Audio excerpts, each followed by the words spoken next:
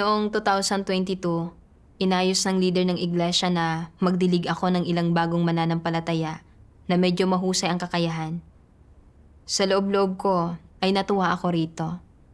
Nadarama na sa mataas na pagtingin sa akin ng mga leader, kaya pinili nila ako para sa tungkuling ito sa dami ng ibang mga tagadilig. Nangangahulugan ito na ginagawa ko ng mabuti ang aking tungkulin. Pagkalipas ng 2 buwan, may bagong sister na nagngangalang Chandan ang sumali sa aming pangkat. Medyo mahusay ang kakayahan niya. May abilidad siyang umarok at mabilis ang kanyang naging pag-usad. Sa pagdidilig sa mga bagong mananampalataya, nagbabahagi siya ng katotohanan ng malinaw at puspusan. At mayroon din siyang abilidad na ipahayag ng mabuti ang kanyang sarili gamit ang salita.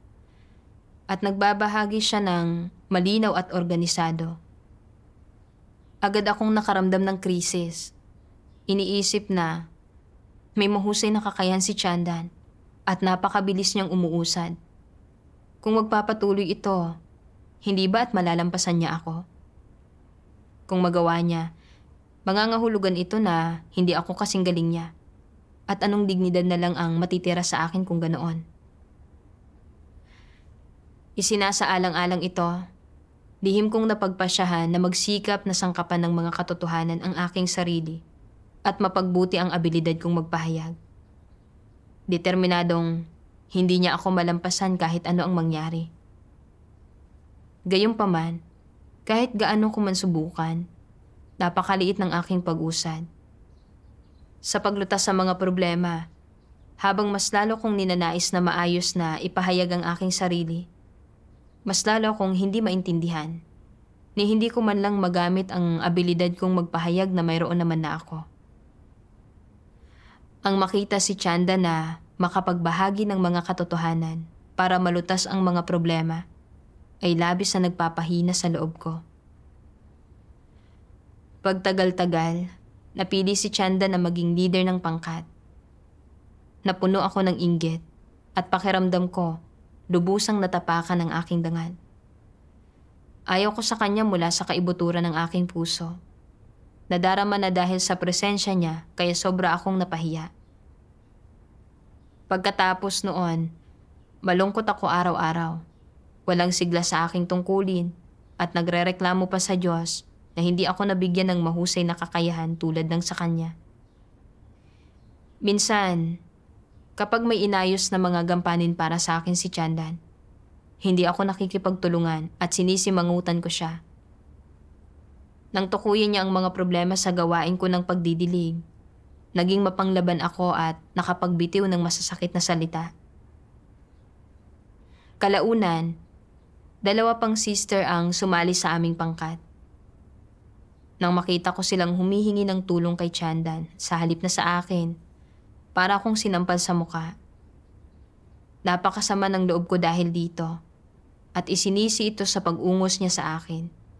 Kaya lalong lumala ang pagkainggit ko sa kanya. Bilang leader ng pangkat, responsable si Chandan sa pag-aasikaso sa lahat ng magkakaibang mga gampanin. Nang matambakan siya ng gawain, humingi siya ng tulong sa akin upang linangin ang mga bagong mananampalataya.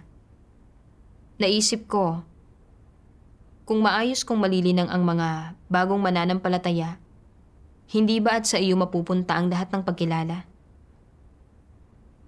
Kaya tumanggi ako at sinabi sa kanya na, ikaw ang leader ng pangkat, trabaho mo ang maglinang sa mga bagong mananampalataya.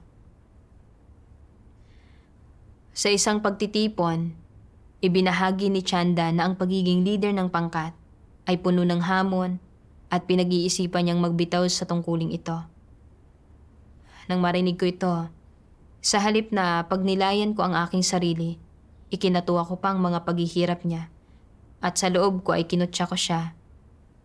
Iniisip na, hindi ba dapat ay mas mahusay ka kaysa sa akin sa lahat ng bagay? Kaya ikaw dapat ang bahala sa lahat. Ilang beses ko pang ang inihain ang aking pagbibitiw. Sa huli, natanggal ako sa aking posisyon dahil nagdadala ng masamang impluensya sa pangkat ang pagkainggit ko sa mga abilidad ni Chandan. Sa aking devosyonal, nabasa ko ang sipi ng mga salita ng Diyos. Ang lantarang panunupil ng mga antikristo sa mga tao, pagbubukod sa mga tao, pambabatikos laban sa mga tao, at paglalantad sa mga problema ng mga tao ay pawang may pinupuntirya. Walang pag-aalinlangan, ginagamit nila ang mga kaparaanang tulad nito para puntiryahin ang mga naghahangad sa katotohanan at nakakakilatis sa kanila. Sa pagsira sa mga taong ito, nakakamit nila ang layo na patatagin ang sarili nilang posisyon. Ang pambabatikos at paghihiwalay sa mga tao ng ganito ay likas na mapaminsala. May kalupitan ang kanilang pananalita at paraan ng pagsasalita, paglalantad, pagkokondina, paninirang puri, at panlalapastangan. Binabaluktot pa nila ang mga katunayan, nagsasabi ng mga positibong bagay na parabang negatibo ang mga iyon at ng negatibo na parabang positibo ang mga iyon.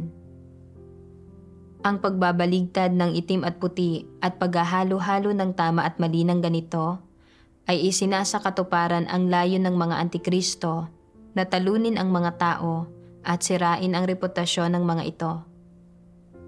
Anong pag-iisip ang nag-uudyok sa pambabatikos at paghihiwalay na ito sa mga hindi sumasang-ayon? Kadalasan, nagmumula ito sa inggit. Sa isang malupit na disposisyon, ang inggit ay may kasamang matinding pagkamuhi. At dahil sa inggit nila, binabatikos at inihihiwalay ng mga antikristo ang mga tao.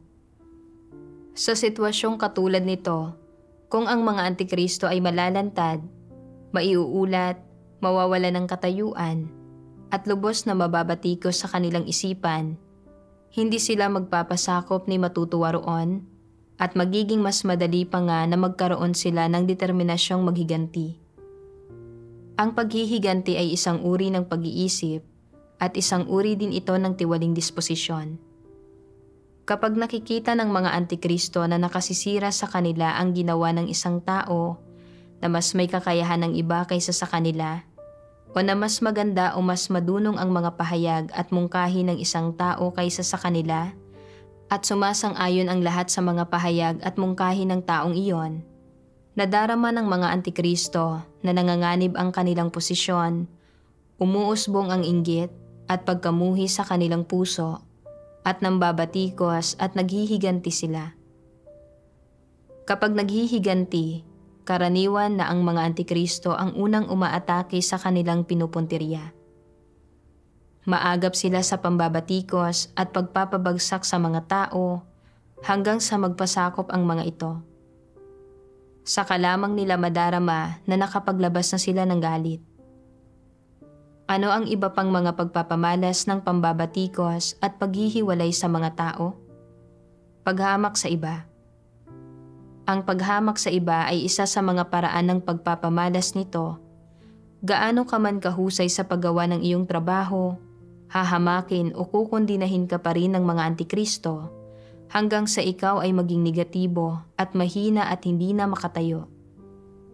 Pagkatapos ay matutuwa sila at naisakatuparan na nila ang kanilang layon kung magkagayon. Inilantad ng Diyos na ang mga antikristo ay mayroong mga malupit na disposisyon, mainggiting mga puso at matinding pagnanais para sa katayuan. Sa oras na may isa sa paligid nila na tila mas magaling sa kanila at nagbabanta sa kanilang katayuan, lumalaki ang inggit ng mga antikristo at nakabubuo sila ng kaisipan ng paghihiganti. Upang mapanatili ang kanilang katayuan, maaari silang gumamit ng iba't ibang taktika upang supilin at ibukod ang mga hindi sumasang-ayon. Naalala ko na noong kadarating pa lang ni Chandan, nang makita kong mayroon siyang mahusay na kakayahan at nahigitan niya ako sa lahat ng aspekto at na ang mga bagong membro ng pangkat ay nahahatak sa kanya at mataas ang tingin sa kanya, masama ang loob ko. Naniniwala na si Chandan ang dahilan ng pagkakapahiya ko. Kaya ang inggit at sama ng loob na naipon ko laban sa kanya ay hindi napigilang sumabog. Kalaunan, nang may isinaayos na ilang gampanin si Tiyandan para sa akin, hindi ako nakipagtulungan at sinimangutan ko siya at kinausap ko siya sa pabalang na tono na nakaapekto rin sa kalagayan niya. Minsan, kapag tinatalakay namin ang mga problema, alam ko naman na naaayon sa mga prinsipyo ang sinabi ni Tiyandan. Pero sinasadya kong ipilit ang sarili kong mga pananaw at hindi binibitawan ang mga ito. At inuudyukan ko pa ang iba na kampihan ako laban sa kanya, na nagdudulot ng pagkaantala sa gawain. Alam kong maraming gawain at na si Tiyandan, dahil bago sa papel ng leader ng pangkat, ay tiyak na humarap sa maraming pagsubok. Pero dahil sa inggit, sinasadya kong maging sagabal sa pamamagitan ng hindi paggawa ng aking mga tungkulin upang mapahirapan siya. Gusto kong pabagsakin siya. Sa pagninilay ko sa mga asal na ito, napagtanto ko na para lang din akong isang antikristo, na may napakatinding pagnanais sa katayuan, at napagtanto ko na kapag may isang taong nagbanta sa aking posisyon, nakadarama ako ng inggit at pagkamapaghiganti at tuluyan kong ipinagsawalang bahala ang gawain ng iglesia. At napagtanto ko na malupit at walang pagkatao ang disposisyon ko. Naalala ko na noong magsimula akong magsanay para sa tungkuling ito, espesyal na nagsaayos ang mga leader ng tao na gagabay at tutulong sa amin upang mabilis naming maintindihan ang mga prinsipyo at magampanan ang aming mga tungkulin ng mabuti. Itinaguyod at nilinang ako ng iglesia sa ganitong paraan, ngunit hindi ko sinunod ang tamang daan at hinangad ko ang kasikatan at pakinabang. Sinusubukan ang bawat paraan upang ibukod ang mga hindi sang-ayon sa akin at guluhin ang gawain ng iglesia. Ang sama ko talaga.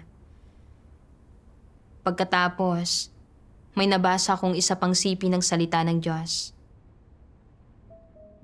Kung sabihin ng isang tao na mahal niya ang katotohanan at hinahangad niya ang katotohanan, subalit sa diwa, ang layong hinahangad niya ay gawing tanyag ang sarili, magpakitang gilas, gawing mataas ang tingin ng mga tao sa kanya, makamit ang kanyang sariling mga interes, at ang pagganap ng kanyang tungkulin ay hindi upang magpasakop o bigyang kaluguran ang Diyos, at sa halip ay upang magtamo ng kasikatan, pakinabang at katayuan, kung gayon ay hindi lehitimo ang kanyang paghahangad.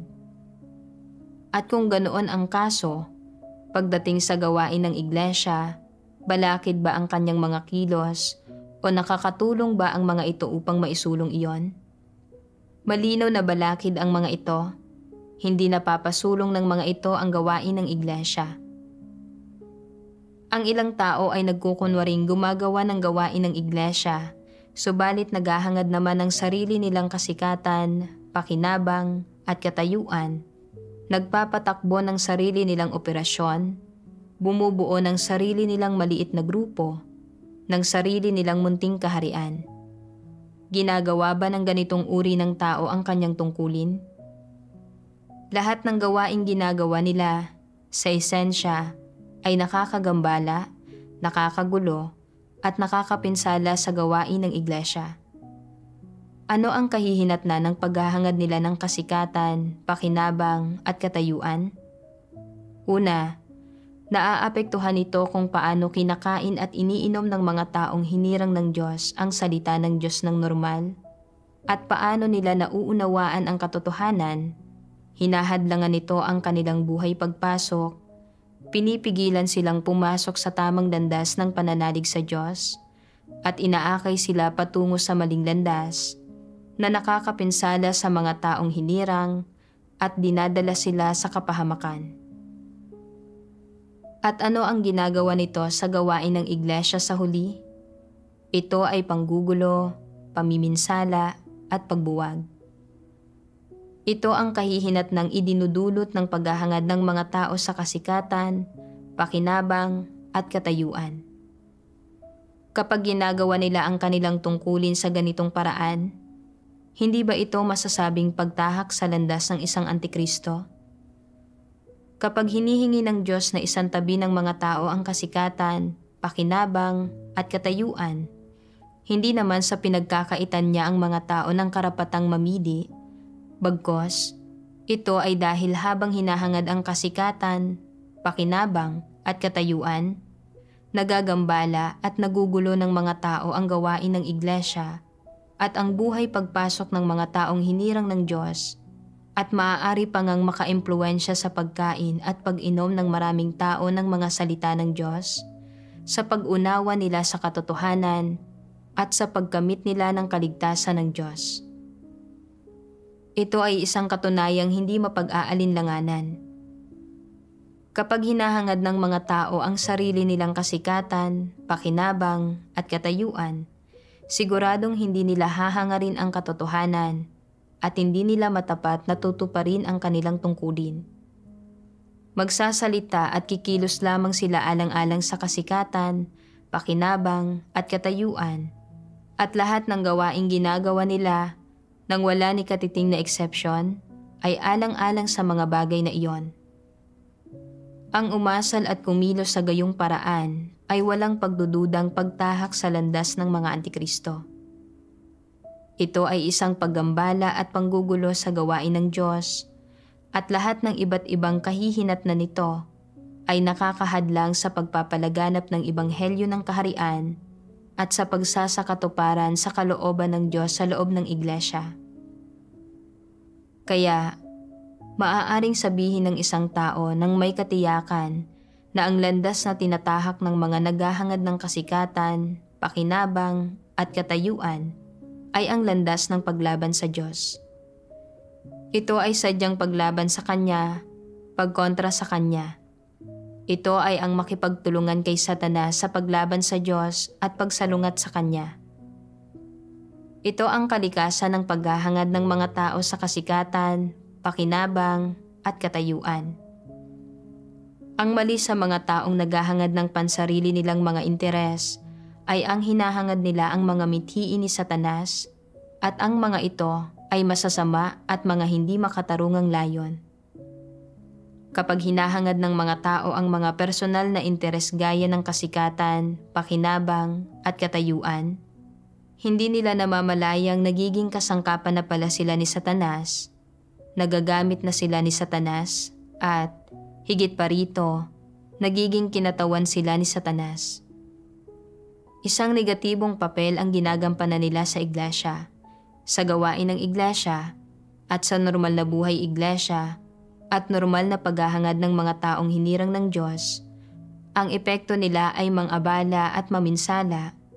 Mayroon silang masama at negatibong epekto. Iniisip ko dati na ang paghahangad ng reputasyon at katayuan ay ang pagkabigulang ng isang tao na hangarin ang katotohanan. At na magdudulot lang ito ng mga kawalan sa buhay ng isang tao nang hindi nakaaapekto sa iba. Noon pa man, ay itinuring ko ito na maliit na pagbubunyag ng katiwalian. Iniisip na lahat ay mayroong ganitong uri ng katiwalian at na hindi ito mababago sa isang kisap mata. Kailangan itong gawin ng paunti-unti. Hindi ko naintindihan kung bakit puot na puot ang Diyos sa paghahangad sa reputasyon at katayuan. Pagkatapos basahin ang siping ito ng mga salita ng Diyos, napagtanto ko na ang paghahangad ng reputasyon at katayuan ay hindi lang nakasisira sa buhay ng isang tao, kundi nakagugulo rin ito sa gawain ng iglesia.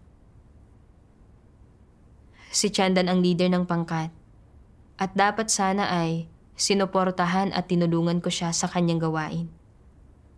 Subalit, bunga ng inggit, sinadya kong hindi tumulong sa mga isinaayos niyang gawain at pinahirapan ko siya na nakaapekto sa gawain ng pagdidili. Kapag tinatalakay ang mga problema, kahit pa alam ko na tama ang pagbabahagi niya, natakot ako na magmumukha akong mas mababa sa kanya at mawawalan ako ng kahihiyan sa pakikinig sa kanya. Kaya naman, matigas kong pinanghawakan ang sarili kong mga pananaw na nagresulta sa pagkaantala ng gawain. Sinadya ko pa ngang maging sagabal, magprotesta, at tumangging makipagtulungan kahit sa mga bagay na kaya kong gawin. Ipinapasa ang gawain kay Chandan upang gipitin siya. Sa panlabas, tila nakikipagkompetensya ako sa iba para sa kasikatan at pakinabang. Pero ang totoo, nilalabanan ko ang Diyos. Tinutugunan ko ang aking banidad kapalit ng pagkaantala ng gawain sa iglesia.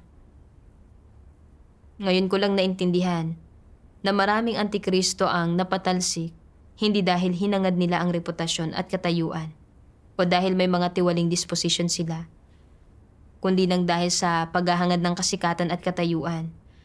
Ginagawa nila ang lahat upang supilin ng iba at pahirapan ng iba.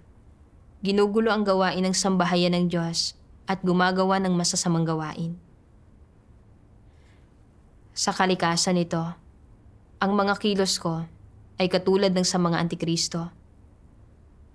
Kung hindi ako nagsisi, sa huli ay mapatatalsik ako sa iglesia dahil sa maraming masamang gawa ko.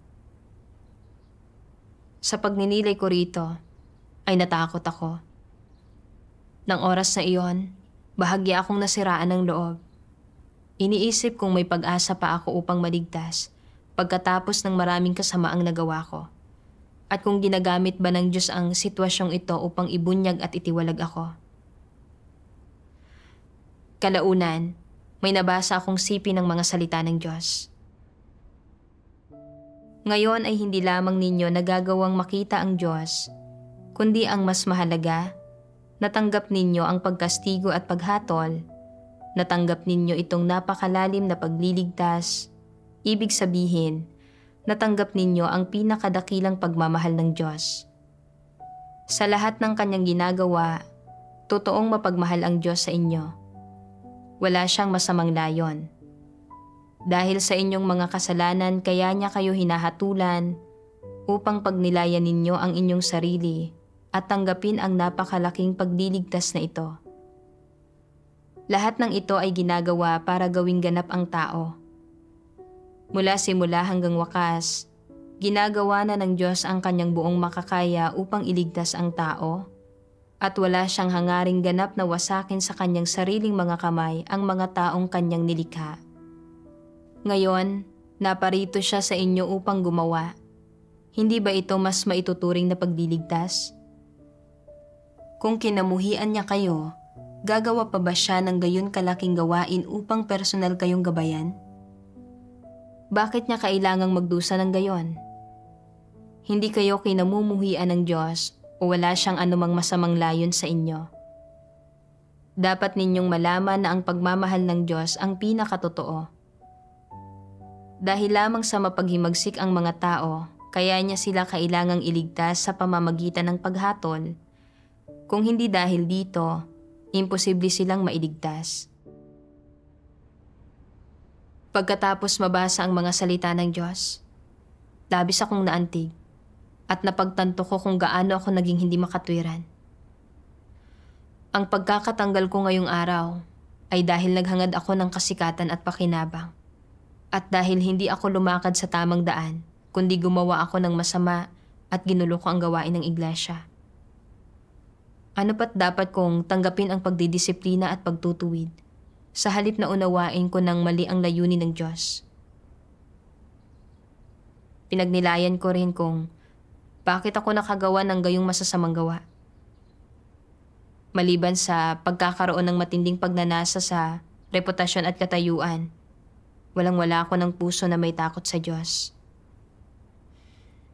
Sa tuwing may nangyayari na nagbabanta sa aking reputasyon at katayuan, ang kasanayan kong kumilos ng pabalang, gumawa ng masama at lumaban sa Diyos. May nabasa rin akong isa pang sipi ng mga salita ng Diyos. Kaya kung mayroong isang taong may takot sa Diyos na puso, paano siya kikilos? Hindi siya kikilos ng walang ingat o sutil. Ang dalawang salitang ito ay medyo angkop. Kaya paano mo isasagawa ang hindi pagkilos ng walang ingat at sutil?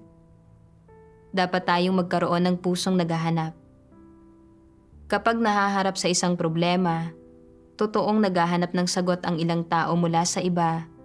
Pero kapag nagsasalita ang ibang tao ayon sa katotohanan, hindi nila iyon tinatanggap. Hindi sila makasunod at sa puso nila, iniisip nilang, hindi hamak na mas magaling ako kaysa sa kanya. Kung makikinig ako sa mungkahi niya sa pagkakataong ito, hindi ba magmumukhang mas magaling siya sa akin? Hindi. Hindi ako maaaring makinig sa kanya tungkol sa bagay na ito. Gagawin ko na lang ito sa aking paraan. Pagkatapos ay nakakahanap sila ng dahilan at palusot para kontrahin ang pananaw ng ibang tao. Anong uri ng disposisyon ito kapag may nakita ang isang tao na mas mahusay kaysa sa kanya at sinusubukan niya itong pabagsakin, nagkakalat ng mga tsismis tungkol dito o gumagamit ng mga kasuklam-suklam na paraan para siraan ito at isabotahe ang reputasyon nito, inaapakan pa maging ang pagkatao nito para maprotektahan niya ang sarili niyang puwang sa isip ng mga tao? Hindi lang ito kayabangan at kapalaluan. Ito ay disposisyon ni Satanas. Ito ay isang mapaminsalang disposisyon. Mapanira at buktot na nagagawa ng taong ito na batikusin at ihiwalay ang mga taong mas mahusay at mas malakas kaysa sa kanya. At ipinapakita ng hindi niya pagtigil hanggang sa mapabagsak ang mga tao kung gaano siya kademonyo.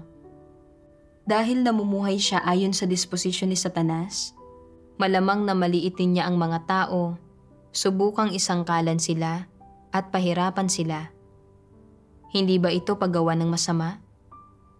At habang namumuhay ng ganito, iniisip pa rin niyang maayos ang lagay niya, na mabuti siyang tao, subalit kapag may nakita siya na taong mas magaling kaysa sa kanya, malamang napahirapan niya ito, natapak-tapakan niya ito.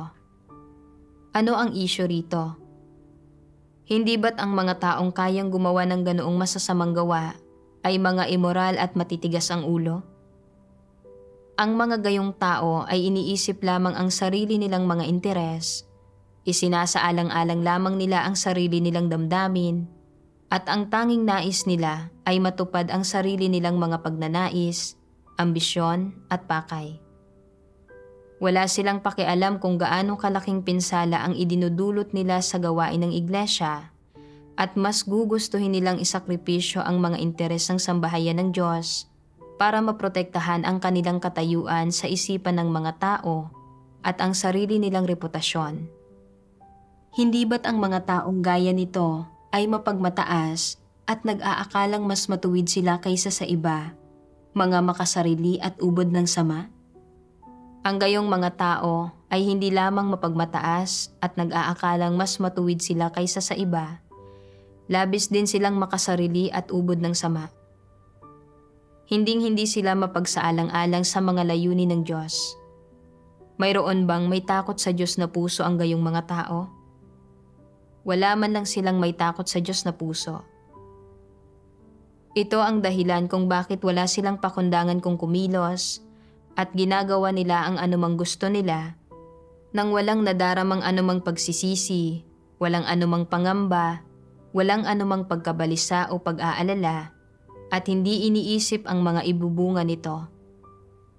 Ito ang madalas nilang ginagawa at kung paano sila palaging kumikilos. Ano ang kalikasan ng ganoong pag-uugali? Sa mas magaan na salita, ang mga gayong tao ay napakamainggitin at may napakalakas na paghahangad para sa pansariling reputasyon at katayuan. Sila ay napakamapanlinlang at mapanira. Sa mas masakit na pananalita, ang diwa ng problema ay ang gayong mga tao ay wala man lang may takot sa Diyos na puso. Hindi sila natatakot sa Diyos. Naniniwala sila na sila ang pinakamahalaga at itinuturing nila ang bawat aspekto ng kanilang sarili bilang mas mataas kaysa sa Diyos at mas mataas kaysa sa katotohanan. Sa kanilang puso, ang Diyos ay hindi karapat-dapat banggitin at hindi mahalaga at wala man lang anumang katayuan ang Diyos sa kanilang puso. Maisasagawa ba ang katotohanan ng mga walang puwang ang Diyos sa puso nila at ng mga walang may takot sa Diyos na puso? Hinding-hindi. Kaya Kapag karaniwan ay masaya silang kumikilos at pinananatiling abala ang kanilang sarili at gumugugol ng matinding lakas, ano ang ginagawa nila? Sinasabi pa ng mga taong ito na tinalikuran na nila ang lahat upang gumugol para sa Diyos at nagdusa na sila ng malaki. Ngunit ang totoo, ang motibo, prinsipyo, at layon ng lahat ng kilos nila ay para sa sarili nilang katayuan at prestihiyo para maprotektahan ang lahat ng interes nila. Masasabi ba ninyo o hindi ninyo masasabing masama ang ganitong uri ng tao? Anong uri ng mga tao ang naniniwala sa Diyos sa loob ng maraming taon, subalit wala namang may takot sa Diyos na puso? Hindi ba't mapagmataas sila? Hindi ba't mga satanas sila? At anong mga bagay ang pinakawalang may takot sa Diyos na puso? Bukod sa mga halimaw, ito ay ang masama at ang mga antikristo, ang kauri ng mga diablo at ni Satanas. Sa pagbabasa sa mga salita ng Diyos, nasaktan ako ng husto sa aking puso at nakita ko na ako mismo ang uri ng tao na inilantad niya, ang uri ng tao na walang puso na may takot sa Diyos. Sinabi ng Diyos na tanging mga hayop, masasamang tao, mga antikristo, mga demonyo at si Satanas ang talagang walang puso na may takot sa Diyos. At ramdam ko ang pagkasuklam at pagkamuhi ng Diyos sa ganitong mga tao. Sa pag-iisip ko rito, kahit naniniwala ako sa Diyos, walang lugar para sa Kanya sa aking puso. Lagi kong inuuna ang sarili kong reputasyon at katayuan, maging hanggang sa pagsupil at pagbubukod sa iba sa anumang paraan. Nang makita ko na may mas mahusay na kakayahan si Chandan kaysa sa akin, nainggit ako at ikinumpara ko ang sarili ko sa kanya sa lahat ng bagay. Pagkatapos maging leader ng pangkat si Chandan, pakiramdam ko ay nakasisira sa dangal ko ang pagsasaayos niya ng gampanin para sa akin dahil mas matagal kong ginagawa ang gawain ng pagdidilig kaysa sa kanya. Kaya sinadya kong tumangging makipagtulungan sa kanya at pinahirapan ko siya. Kahit sa mga talakayan, lagi kong pinangangalagaan ang kahihiyan ko sa pamamagitan ng pagtanggi sa naaangkop niyang mga suhestyon. Dahil sa takot na sa pakikinig sa kanya ay magmukha akong mas mababa. Sa huli, nang makita kong nahigitan niya ako sa lahat ng aspekto at hindi ko na siya mahihigitan, pakiramdam ko ay wala nang posibilidad na mapansin ako sa pangkat. Kaya sadya na akong naging mapansagabal at tumanggi akong gawin ang aking tungkulin. Ibinunyag nito na wala akong takot sa Diyos sa aking puso at wala akong pagkatao. Kung nagkaroon man lang sana ako ng kahit katiting na takot sa Diyos sa aking puso, hindi sana ako nakagawa ng gayon kasamang gawain o nangahas na ibunton ang mga sama ng loob ko sa gawain ng iglesia. Hindi lang ako nabigong gawin ng taos puso ang mga tungkulin ko, kundi naabala ko rin ang iba sa paggawa ng kanilang mga tungkulin at nagulo ko ang gawain ng iglesia. Paano nito hindi mapupukaw ang pagkasuklam ng Diyos? Ang pagkakatanggal na ito ay resulta ng matuwid na disposisyon ng Diyos na dumating sa akin. Ako ang may gusto nito. Nakaramdam ako ng matinding panghihinayang at pagsisisi sa sarili. At tahimik akong nanalangin sa Diyos, nagkumpisal at nagsisi. Kasunod ay sinubukan kong tuklasin kung paano ko malulutas ang aking problema sa pagiging mainggitin sa mga taong may talento at mahusay. At kung paano ko haharapin ang ambisyon ko sa paghahangad ng reputasyon at katayuan. Isang araw, nabasa ko ang mga salita ng Diyos. Ang mga kaloob at kakayahan na taglay ng tao nang ipinanganak sila ay ibinigay ng Diyos. Matagal nang paunang itinalaga ng Diyos ang mga ito. Kung ginawa kang hangal ng Diyos, kung gayon ay may katuturan sa iyong kahangalan. Kung ginawa ka niyang matalino, kung gayon ay may katuturan sa iyong katalinuhan. Ano mang talento ang ibinibigay ng Diyos sa iyo, ano man ang iyong mga kalakasan, gaano man kataas ang iyong IQ, lahat ng ito ay may layon para sa Diyos. Ang lahat ng bagay na ito ay pauna ng itinalaga ng Diyos. Ang papel na ginagampanan mo sa iyong buhay at ang tungkuling ginagawa mo ay matagal na panahon ng paunang itinalaga ng Diyos. Nakikita ng ilang tao na ang iba ay nagtataglay ng mga kalakasan na wala sa kanila at hindi sila nasisiyahan. Gusto nilang baguhin ang mga bagay-bagay sa pamamagitan ng iba yung pag-aaral, iba yung pagtuklas at pagiging mas masikap. Ngunit may limitasyon ang maaaring matamo ng kanilang sigasig at hindi nila mahihigitan ang mga may kaloob at kadalubhasaan. Gaano ka man lumaban, wala itong saysay. Inorde ng Diyos kung magiging ano ka at walang magagawa ang sinuman para baguhin ito. Saan ka man magaling, doon ka dapat magsumikap. Ano man ang tungkuling na babagay sa iyo ay ang tungkulin na dapat mong gampanan. Huwag mong subukang ipilit ang iyong sarili sa mga larangang hindi saklaw ng iyong mga kasanayan at huwag mainggit sa iba. May kanya-kanyang tungkulin ang bawat tao. Huwag mong isiping magagawa mo ang lahat ng mabuti o na mas perpekto ka o mas mahusay kaysa sa iba, na palaging gustong palitan ang iba at ibida ang sarili. Isa itong tiwaling disposisyon.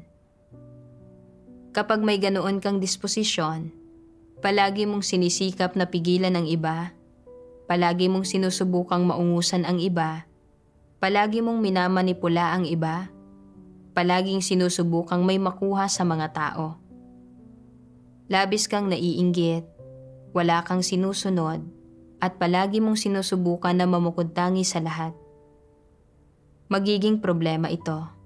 Ganito kumilos si Satanas. Kung talagang nais mong maging isang katanggap-tanggap na nilikha ng Diyos, huwag mo nang hangarin ang iyong sariling mga pangarap. Masama ang subukang maging higit pa at mas mahusay kaysa sa kung ano ka para makamit ang iyong mga pakay. Dapat kang matutong magpasakop sa mga pamamatnugot at pagsasaayos ng Diyos at dapat kang tumindig sa posisyon na dapat okupahin ng tao. Ito lamang ang pagpapakita ng katwiran. Pagkatapos mabasa ang mga salita ng Diyos, naantig ang puso ko. Napagtanto ko na sa tuwing may nakakaharap akong mga tao na may mahusay na kakayahan, mahilig akong mainggit at ikumpara ang sarili ko sa kanila. Hindi mapigilang hangarin ang reputasyon at katayuan. Nagugat ang pag-uugaling ito sa sarili kong mapagmataas na disposisyon. Gustong mahigitan ng iba sa lahat ng bagay. Gayunpaman, ang mga kaloob at kakayahang mayroon ako ay itinalaga ng Diyos at may magandang layunin ang Diyos dito. Ang mapagmataas kong disposisyon ang dahilan, kaya lagi akong naghahangad ng reputasyon at katayuan. At kung tunay na mayroon akong mahusay na kakayahan, sinong nakaaalam kung gaano ako magiging mapagmataas? Maaaring mapatalsik ako sa iglesia dahil sa masasamang nagawa ko at sa pagsunod sa daan ng Antikristo.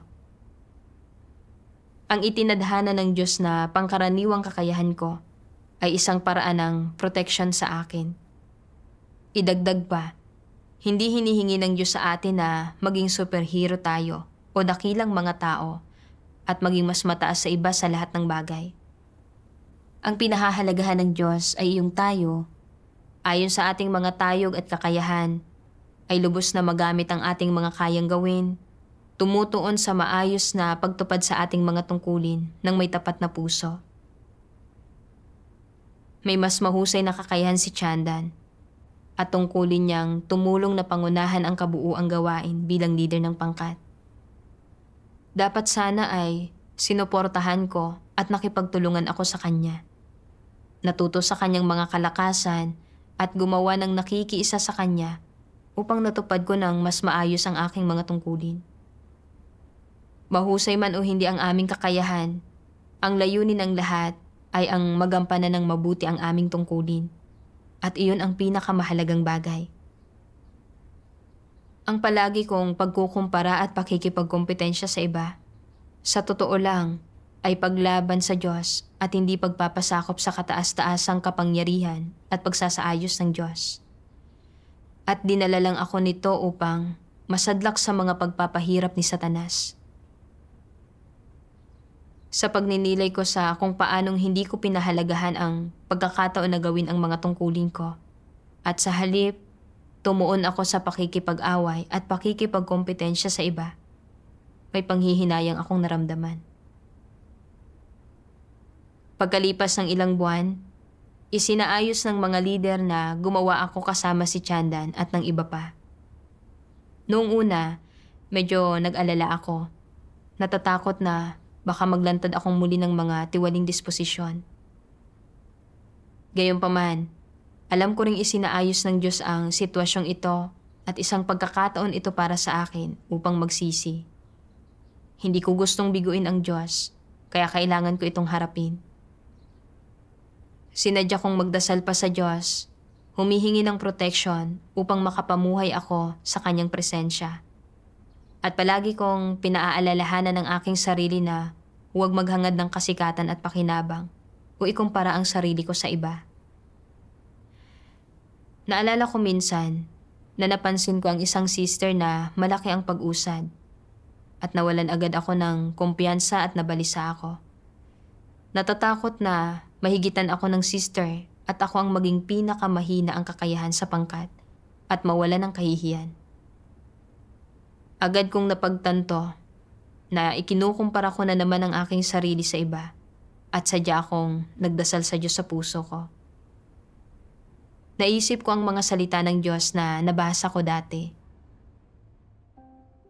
Kung talagang nais mong gawin ng maayos ang iyong tungkulin, kailangan mo munang makita ang tamang lugar para sa iyo at gawin pagkaraan ang iyong makakaya ng buong puso, ng buong pag-iisip, ng buong lakas, at gawin ang lahat ng makakaya mo.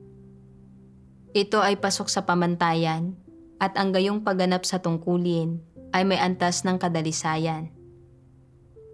Ito ang dapat gawin ng isang tunay na nilikha. Una, dapat mong maunawaan kung ano ang tunay na nilikha. Ang isang normal na nilikha ay hindi isang mahigit pa sa tao, kundi isang tao na namumuhay sa lupa ng praktikal.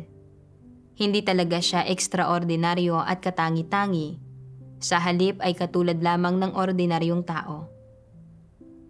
Kung palagi mong ninanais na mahigitan ang iba, mailuklok ng mataas sa iba, ikaw ay pinamumunuan ng mayabang na disposisyon ni Satanas at ito ay kahibangan na dinulot ng ambisyon mo.